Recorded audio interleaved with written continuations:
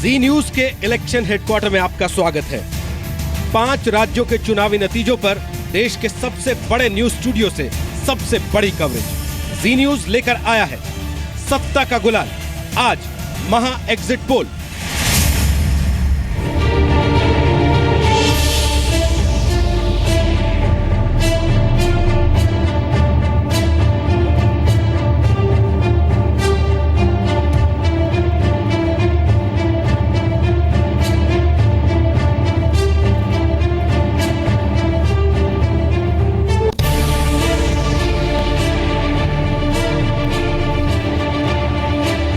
नमस्कार, स्वागत है आपका जी न्यूज के इस इलेक्शन हेडक्वार्टर में। जी हाँ, 50 घंटे बाकी हैं। 50 घंटे तक लगातार जी न्यूज आपको लगातार कवरेज दिखाएगा और 39 घंटे अभी बाकी हैं। 39 घंटे पहले हम शुरू हो गए। 11 तारीख को सुबह 8 बजे उत्तर प्रदेश, उत्तराखंड, गोवा, पंजाब और मणिपुर के चुनाव के लिए मतगणना यानी वोटों की गिनती का काम शुरू हो जाएगा। और उसके 39 घंटे पहले यहां जी न्यूज के इस नए स्टूडियो से, जो हमने खास तौर पर चुनाव के लिए बनाया है, आपके लिए बनाया है, यहां से शुरू कर रहे हैं सबसे तेज कवरेज, सबसे सटीक विश्लेषण उन चुनाव के नतीजों का। हमारे साथ यहां एक बड़ा पैनल मौजूद होगा खास मेहमानों का। कुछ मेहमान आ चुके हैं, कुछ आने बाकी हैं। इन सबसे आपका परिचय कराएंगे। इनमें पॉलिटिशियंस होंगे, अलग अलग पार्टियों के प्रतिनिधि होंगे, पत्रकार होंगे, फिल्म स्टार भी होंगे, बहुत सारे ऐसे लोग होंगे जो पॉलिटिकल कमेंटेटर्स हैं, बहुत से ऐसे लोग होंगे जिनको आप सोशल मीडिया पर फॉलो करते हैं लेकिन आपने कभी उनकी बात नहीं सुनी है, तो आप उनको जी न्यूज में देख पाएंगे, मिल पाएंगे, उनकी बात भी सुन पाएंगे। आज शाम 5:30 बजे के बाद इस नए स्टूडियो से, जो नई तकनीक से लैस है एकदम, हम शुरू करने वाले हैं महा एग्जिट पोल। यानी खास बात यह है कि आपको कोई भी एग्जिट पोल देखने के लिए आज चैनल बदलने की जरूरत नहीं पड़ेगी। अपना रिमोट रख दीजिएगा आप किनारे, क्योंकि अब से लगातार आपको हर चैनल का, हर एजेंसी का एग्जिट पोल जो भी हो रहा है इस देश में, वो सब एक साथ यहां एक ही चैनल पर यानी कि जी न्यूज पर दिखाई पड़ जाएगा। ये खास स्क्रीन है, देखिए। इस स्क्रीन पर हम आपको दिखाएंगे वो सारे डेटा जो लगातार आ रहे होंगे, एक के बाद एक आंकड़े बदल रहे होंगे। आप उन आंकड़ों को अच्छे से देख पाएं, समझ पाएं, उसके लिए हमने ये खास व्यवस्था आपके लिए आज की है। और अब से लेकर चुनाव के नतीजे पूरी तरह आ जाने तक आप हमारे साथ इसमें शामिल रहेंगे, ऐसी हमें उम्मीद है, ऐसा हमें यकीन है। और जैसे जैसे फैसले की घड़ी नजदीक आती जाएगी, आपको बता दें हमारे साथ यहाँ पूरी रिसर्च टीम मौजूद रहेगी। जितने डेटा आएंगे वो सारे डेटा साथ साथ एनालाइज होंगे, यानी कि विश्लेषण भी यहाँ से लगातार होगा उस डेटा का बड़ी तेजी के साथ। और उससे जुड़ी हर वो तस्वीर जो दिख रही है, कैमरा पर है, वो तो हम आपको दिखाएंगे ही, लेकिन वो सारी तस्वीरें भी जो कैमरा पर नहीं आती हैं, वो भी हम आप तक पहुंचाने की पूरी कोशिश यहां से करेंगे। तो शुरुआत कर रहे हैं आज के इस महा एग्जिट पोल की। 5 राज्यों का ये महा एग्जिट पोल है। नेताओं के जीत के दावे क्या क्या है, क्योंकि हर पार्टी तो ये कहती है कि बहुमत तो हमें मिलेगा। इसलिए सबसे पहले हम आपको दिखाते हैं किस राज्य में कौन सी पार्टी खुद को कितनी सीटें दे रही है। जी न्यूज की टीम ने 5 राज्यों में चुनाव नतीजों को लेकर अलग अलग पार्टियों के सब नेताओं से बात की। कौन सी पार्टी किस आधार पर बहुमत का दावा कर रही है और वो अपने को नंबर्स कितने दे रहे हैं। सबसे पहले आपको यह दिखाते हैं। महा एग्जिट पोल की शुरुआत करते हैं उत्तर प्रदेश से।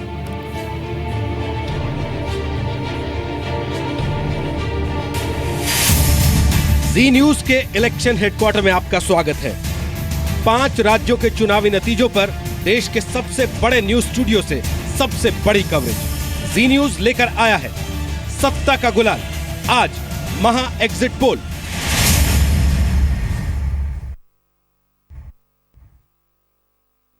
सोचती हूँ 11 मार्च को जब रिजल्ट्स आएंगे तो बहुत खुशी की लहर दौड़ने वाली है उत्तर प्रदेश में। काम करने का दोबारा मौका मिलेगा उनको, और वो जो करना चाहते हैं, जो और कर चुके हैं, उसी काम को और आगे कैसे बढ़ाएं, इस पे विचार वो कर चुके हैं, कैसे बढ़ाना है। अब तो 11 तारीख का इंतजार है। 11 तारीख का मतदान के बाद का जो फैसला है वो समाजवादी और कांग्रेस के पक्ष में जाने वाला है। समाजवादी और कांग्रेस के गठबंधन की बहुमत की सरकार बनेगी। हमारा एग्जिट पोल कह रहा है कि हम 236 से लेकर 240 सीटों के बीच में जीतेंगे।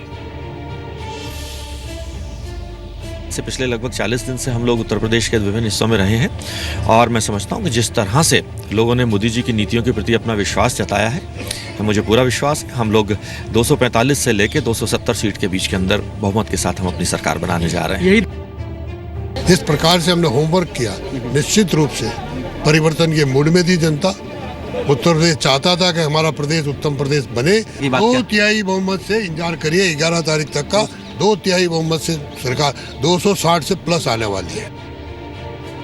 पूर्ण बहुमत की भारतीय जनता पार्टी की सरकार बनने जा रही है और ये 11 तारीख के नतीजे आपको तय कर देंगे। वैसे उत्तर प्रदेश की जनता ने बहुत पहले अपनी जो उत्साह और जो समर्थन भारतीय जनता पार्टी को किया, इसे आप लोगों को भी पूर्वानुमान हो गया है कि भारतीय जनता पार्टी की सरकार हो रही है। कितनी सीटें आपके? 250 से ऊपर तो रहेंगे ही, हमारा ही अपना ओपिनियन है।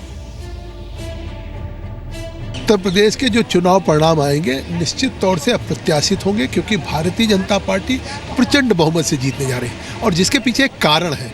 कारण वो है कि उत्तर प्रदेश की 403 सीटों पे जो भी लड़ रहा है वो भारतीय जनता पार्टी से लड़ रहा है। कहीं भारतीय जनता पार्टी की सपा से लड़ाई है, कहीं बसपा से। तो इससे साफ है कि जो हमने एक टारगेट 265 का रखा था उसके आसपास या उससे ऊपर जा सकती है। हमने कहा 265 प्लस का हमने नारा दिया, आह्वान किया जनता से, तो वह उत्तर प्रदेश की जनता अपने विकास के लिए 265 प्लस के नारे को चरितार्थ कर रही है और उससे भी एवं संख्या में हम लोग जीत के आएंगे। मुझे पूरा विश्वास है कि गठबंधन बहुमत के साथ सरकार बनाएगा। 1-2 दिन प्रतीक्षा करना है। जिस तरह से हमने इलेक्शन लड़ा है, हमें पूरी उम्मीद है कि गठबंधन सरकार बनाएगा।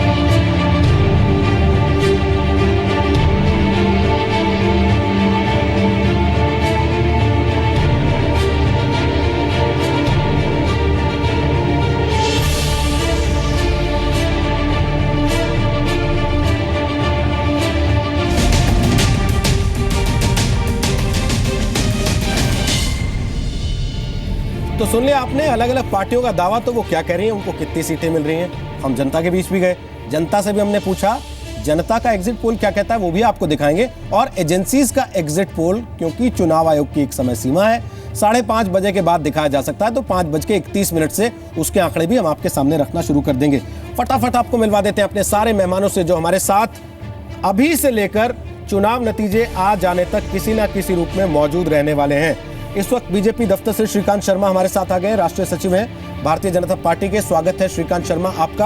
हमारे साथ प्रदीप जैन आदित्य हैं, वो प्रवक्ता हैं कांग्रेस पार्टी के, केंद्रीय मंत्री रह चुके हैं पहले। स्वागत है प्रदीप जैन आदित्य आपका भी आज जी न्यूज के इस महा एग्जिट पोल में। जितेंद्र त्रिपाठी हमारे साथ हैं, वो बहुजन समाज पार्टी का पक्ष रखेंगे, बीएसपी के नेता हैं। स्वागत है लखनऊ स्टूडियो से जितेंद्र त्रिपाठी आपका भी आज के इस कार्यक्रम में। स्मिता प्रकाश संपादक हैं एएनआई की, वो एएनआई स्टूडियो से हमारे साथ इस वक्त आ गई हैं। और आपको बता दूं जितेंद्र जी के साथ अशोक देव भी इस वक्त मौजूद हैं, वो समाजवादी पार्टी के प्रवक्ता हैं, वो भी लखनऊ स्टूडियो से हमारे साथ आज इस कार्यक्रम में शामिल हो रहे हैं। स्वागत है अशोक देव आपका भी। सुनीता एरॉन सीनियर जर्नलिस्ट हैं लखनऊ से, वो हमारे साथ सैटेलाइट लिंक के जरिए इस कार्यक्रम का हिस्सा बन रही है। स्वागत है सुनीता जी आपका। हमारे साथ परवेज आलम यहाँ इस नए स्टूडियो में आ चुके हैं। स्वागत है परवेज आलम आपका, बीबीसी से जुड़े रहे लंबे समय तक, और खास बात यह है कि अक्सर 5 बजे का जो हमारा तालठोक के प्रोग्राम है उसमें भी आप उनको देखते रहे। नीलांजन हमारे साथ आ गए हैं, स्वागत है नीलांजन आपका, पॉलिटिकल एनालिस्ट है और अक्सर उनको भी आप जी न्यूज़ पर देखते रहे अलग अलग प्रोग्राम्स में। आज हमारे साथ, आज से लेकर लगातार इस कार्यक्रम के दौरान जब तक चुनाव नतीजे नहीं आ जाते, साफ नहीं हो जाती स्थिति, वो भी लगातार बने रहेंगे। और डॉक्टर मोबिन जहरा हमारे साथ है, सोशल एनालिस्ट हैं, कॉलमिस्ट है। स्वागत है आपका स्टूडियो में डॉक्टर मोबिन जहरा। और इधर से रेणुका धर, स्वागत है आपका, एजुकेशनिस्ट है, डीयू में पढ़ाती हैं, आज पहली बार हमारे साथ इस कार्यक्रम में 5 बजे शामिल हो रही हैं। यहाँ स्टूडियो में हमारे साथ आ चुके हैं अवनिजेश अवस्थी, पढ़ाते हैं डीयू में वो भी, लेकिन हमारे साथ इस कार्यक्रम का हिस्सा बन रहे हैं संघ से जुड़े विचारक के तौर पर, यानी कि आरएसएस की बात वो इस चर्चा में रखेंगे। अवनिजेश आपका भी स्वागत है। निनाद सेठ हमारे साथ हैं, पत्रकार हैं, कॉलमिस्ट हैं और सेफोलॉजिस्ट भी हैं, तो सेफोलॉजिस्ट के तौर पर आंकड़ों का विश्लेषण करने के लिए खासतौर पे हमने निनाद को आमंत्रित किया है। वो भी हमारे साथ लगातार इस कवरेज के दौरान रहेंगे अगले 50 घंटे या उससे जितना भी आगे ये कवरेज जाता है। और हमारे साथ प्रवीण सिंह साहब आ गए हैं, सीनियर जर्नलिस्ट हैं नोएडा स्टूडियो से। आपका भी स्वागत है प्रवीण सिंह, वो भी हमारे साथ इस कार्यक्रम का हिस्सा रहेंगे। तो आप सबसे बात शुरू करें, उसके पहले जल्दी से श्रीकांत, प्रदीप जी, जितेंद्र और अशोक देव, आप चारों से। आज समय सीमा नहीं है, लेकिन आप खुद ही अपने आप घड़ी लगा लीजिएगा, केवल 30-30 सेकंड में बता दीजिए बारी बारी से कि आपका अपना आकलन क्या कहता है। श्रीकांत, आप तो चुनाव भी लड़ रहे हैं, बताइए कितनी सीट ला रहे हैं यूपी में आप? देखिए, पूर्ण बहुमत से हम उत्तर प्रदेश में सरकार बना रहे हैं, और उत्तर प्रदेश में नहीं बल्कि उत्तराखंड में भी हमारी सरकार बन रही है, गोवा में भी हमारी सरकार बन रही है, मणिपुर के अंदर भी हमारी सरकार बन रही है, पंजाब के अंदर त्रिकोणीय मुकाबला है, और हम आशा करते हैं कि हमारे पक्ष में वहाँ नतीजे आएंगे, क्योंकि उत्तर प्रदेश के लोग बदलाव चाहते हैं, परिवर्तन चाहते हैं, सुशासन चाहते हैं, विकास चाहते हैं, किसान खेत को पानी चाहता है, क्योंकि चुनाव अब समाप्त हो गया है। 15 साल से वहाँ जिस तरह से कुशासन, अपराध, भ्रष्टाचार का जो गठजोड़ है, जनता उससे मुक्ति चाहती है, और नरेंद्र भाई मोदी के नेतृत्व में जो उनकी नीतियां हैं वो नीचे तक वो लागू हों, इस तरह की अपेक्षा वहाँ की जनता की रही है। और हमारा बड़ा कुशल प्रबंधन रहा है माननीय अमित भाई शाह के नेतृत्व में। हमारी जीत सुनिश्चित है, हम पूर्ण बहुमत से अपनी सरकार उत्तर प्रदेश में बनाएंगे। ठीक है, प्रदीप जी बोलिए।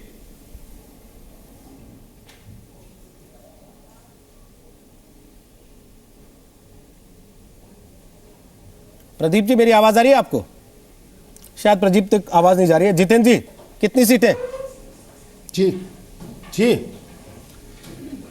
इस सीटें तो नहीं, उसकी भविष्यवाणी नहीं करूंगा, लेकिन ये तय है कि हमारी सरकार जो है बहुमत संख्या जो है 203 उसको हम ज़रूर पार करेंगे। जितनी मेहनत हमारे कार्यकर्ताओं ने, जितनी मेहनत हमारे नेताओं ने, और जितनी मेहनत, जितनी लगन से हमारी बहन जी ने चुनाव प्रचार किया है, और जितनी भीड़ उनकी सभाओं में आई है, जितना जन समर्थन उनको मिला है, प्रचंड जन समर्थन, इसमें हमें ज़रा भी शक नहीं, ज़रा भी कोई शुबह नहीं कि वहाँ पूर्ण बहुमत की सरकार बहुजन समाज पार्टी की बनने जा रही है। आपकी अगर 203 से ऊपर है तो अशोक जी फिर आपकी कितनी है? रोहित जी, उत्तर प्रदेश की जनता इस बार विकास के पक्ष में मत देने जा रही है। मैं याद दिला दूं कि उत्तर प्रदेश में जब से चुनाव शुरू हुआ है, पहले चरण से लेकर 7वें चरण तक, भारतीय जनता पार्टी के लोग कभी भी विकास की बात नहीं किए। अब प्रदेश की जनता ये समझ चुकी है, क्योंकि ये 2012 में भी वादा किए थे, कुछ पूरा नहीं किए, लेकिन समाजवादी पार्टी की सरकार ने सभी वादा पूरा किया। हमने युवाओं के लिए अगर 18 लाख लैपटॉप दिया, तो उन युवाओं को अगले सरकार में स्मार्टफोन देने की बात की। महिलाओं की सुरक्षा के लिए 1090 दिया, तो फिर हम उनके महिलाओं के लिए हम 33% रिजर्वेशन की बात किया है। हम महिलाओं के सम्मान के लिए अगर उनको हम जो है पेंशन दिए हैं, तो आने वाले समय में 1 करोड़ परिवार को 1000 जो है पेंशन देने की बात कर रहे हैं। तो देखिए, पूरे प्रदेश की जनता ये जान चुकी है कि विकास का काम केवल समाजवादी पार्टी और कांग्रेस के लोग अलायंस कर सकती है। इसीलिए भारतीय जनता पार्टी को जो झूठे वादे कर रहे थे, कसाब से लेकर के इस कैंप तक, शमशान से लेकर कब्रिस्तान तक, ईद और दिवाली में बिजली की बात, जो भेदभाव करना, जो ध्रुवीकरण की बात करना, ये उत्तर प्रदेश की जनता समझ चुकी थी कि ये ध्रुवीकरण करना चाहते हैं, क्योंकि उन्होंने विकास नहीं किया है, इसलिए विकास की कभी बातें नहीं की। सर, 7 चरण मिले, पार्टी को पूर्ण विश्वास है। आप लोग थकते नहीं क्या सर ये सब बताते हुए? 7 चरण भी आप लोग यही सब बातें करते रहे, अब तो नतीजा आना है सर, बंद हो गया सब कुछ डिब्बे के अंदर। अब क्यों एनर्जी लगा रहे हैं इन चीजों में इतनी? अब तो थोड़ा प्यार से बैठिए, आपस में साथ साथ बैठिए, थोड़ा अच्छा बोलिए, मीठा बोलिए। होली का त्योहार आ रहा है, सत्ता का गुलाल हमने नाम रखा अपनी पूरी कवरेज का, कि होली का फील भी मिले लोगों को। त्योहार होता है चुनाव वैसे भी इस देश में। तो अब मैं वापस यहाँ स्टूडियो अपने एनालिस्ट के पास आ रहा हूँ। उससे पहले स्मिता प्रकाश, मुझे लगता है हमसे बड़ा कवरेज आपने किया है इस चुनाव का 5 राज्यों में, एक्सटेंसिव जिसको कहा जाता है सही मायने में। तो आपका अपना कोई आंकड़ा है? आपने कुछ एग्जिट पोल सोचा है कि क्या होगा अगर मैं पूछूं स्मिता प्रकाश का एग्जिट पोल क्या है? तो नहीं, हम एग्जिट पोल नहीं करते हैं एनआई में, लेकिन हाँ, ये बात जरूर है कि अभी तो ऐसे लग रहा है जैसे कि एक हंग विधानसभा होगी, त्रिशंकु।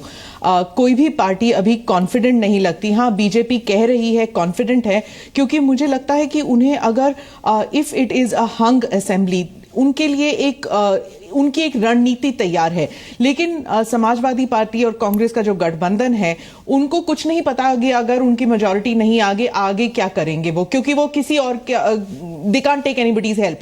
और मायावती की जो पार्टी है वो समझती है, बीएसपी समझती है कि she is entitled to become chief minister, मतलब उनको बनाना ही है उन्हें चीफ मिनिस्टर, तो कोई ना कोई पार्टी उन्हें सपोर्ट जरूर करेगी, उन्हें चीफ मिनिस्टर बना देगी। तो it is a very confusing situation. अगर कोई भी पत्रकार ये कहता है कि वो उत्तर प्रदेश का वोट शेयर जानता है, I think they are completely mistaken. Nilanjan, आपको लगता है ऐसा है कि कंफ्यूजिंग स्टेट है? क्योंकि बहुत सारे पत्रकार हैं, जैसे आज एक अखबार ने अपना सर्वे दिया है, उन्होंने तो क्लीन स्वीप दिया है, 4-1 कर दिया एक तरफ। मुझे सिर्फ एक चीज़ के बारे में बिल्कुल पूरी तरह से सर्टेनिटी है कि पंजाब में कौन नहीं जीत रहा है। अकाली दल भारतीय जनता पार्टी का गठबंधन पंजाब में नहीं जीत रहा। इसके अलावा मैं कुछ नहीं चीज़ के बारे में सर्टन हूँ। आप चाहें तो मैं आपको अभी 15 मिनट समझा सकता हूँ कि भारतीय जनता पार्टी की क्यों मेजॉरिटी उत्तर प्रदेश में आनी चाहिए।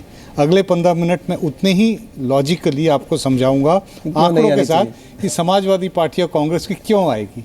फिर थोड़ी देर के बाद मायावती को क्यों नहीं राइट ऑफ किया जा सकता, वो भी बोला जा सकता है। उत्तराखंड में भी कांटे की चक्कर चल रही है, जिसको हम लोग बोलते हैं ना टू द वायर, जो लास्ट मिनट क्रिकेट बॉल में T20 का मैच है तो आखिरी बॉल में मैच तय होना है। गोवा में भी लगभग ऐसी स्थिति है।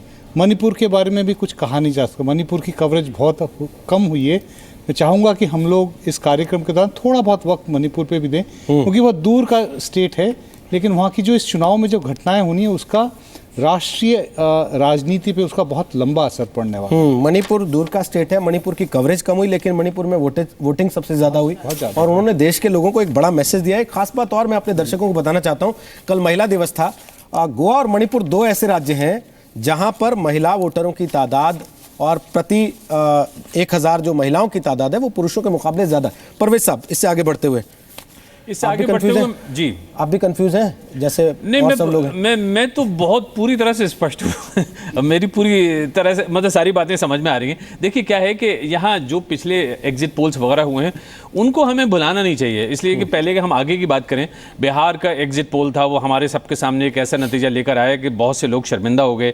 1-2 टीवी चैनल्स वगैरह पे बाकायदगी से सब कुछ कह दिया गया कि ये हो गया, वो जीत गया, ये हार गया, और आज भी उनको शर्मिंदगी का सामना उठाना पड़ता है। तो मैं किसी भी ऐसी शर्मिंदगी का सामना उठाने के लिए फिलहाल इस वक्त तैयार नहीं हूँ, लेकिन इसमें दो राय नहीं है कि यूपी के चुनाव पर दुनिया की नज़र लगी है।